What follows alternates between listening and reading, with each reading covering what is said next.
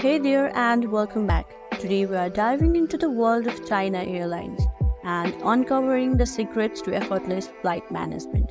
Join me as we embark on a journey to explore the ins and outs of logging into your China Airlines account. To begin, let's head over to the China Airlines website.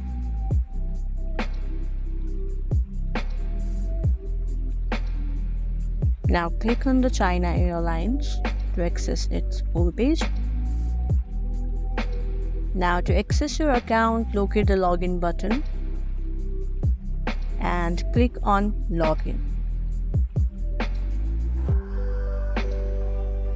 Here you'll need to enter your card number or email or mobile number and password to log in.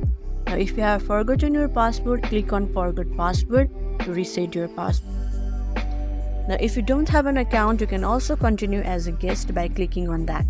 Also, if you are new to China Airlines and haven't created an account, you can create one by clicking on the sign up button here.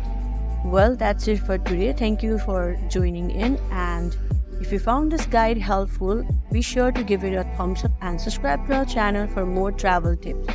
Until next time, happy travels with China Airlines.